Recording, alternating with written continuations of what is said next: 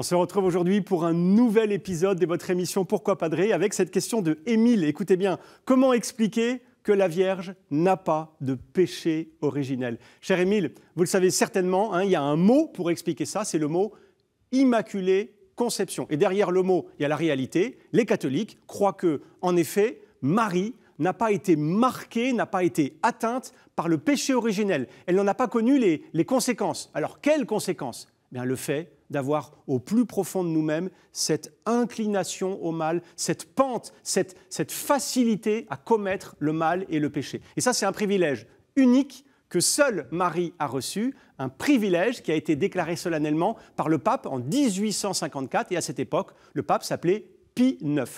Et pour vous faire comprendre ça, Émile, puis à tous ceux qui nous regardent aussi, je voudrais utiliser une comparaison. Imaginez qu'un matin d'hiver, vous vous levez et vous ouvrez vos volets.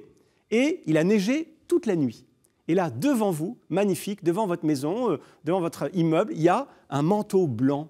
La nature est couverte de neige. Personne n'a marché sur cette neige. C'est magnifique. Et peut-être que l'expression qui vous viendra pour parler de ça, justement, c'est immaculé. Le manteau immaculé de cette neige un matin d'hiver. Mais vous voyez, l'Immaculée Conception, c'est un peu ça. C'est l'état de blancheur, de pureté extraordinaire que Marie avait au plus profond de son cœur. En elle, pas de péché, aucune complicité avec le mal. On comprend bien que, en fait, pour venir au monde, Dieu a accepté de naître dans la pauvreté, dans la paille, dans la saleté de la crèche de Bethléem. Ça, oui, c'est d'accord. Mais il ne pouvait pas arriver dans un cœur partagé.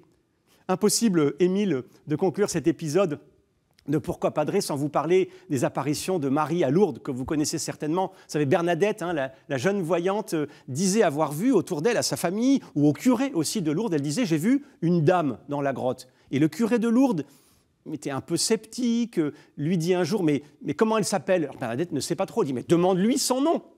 Et dans l'apparition suivante, la Sainte Vierge lui dit « je suis l'Immaculée Conception ». C'est une expression que Bernadette ne connaissait absolument pas, qui venait d'être proclamée 4 ans auparavant, en 1854. Bref, c'était comme une approbation, si vous voulez, de cette belle réalité proclamée par le pape. Voilà, cher Émile, je nous confie tous à Marie, la toute belle, la toute pure, l'Immaculée Conception. Un grand merci de cette question qui nous permet de parler de Marie, qui est vraiment la femme de nos vies pour nous les prêtres.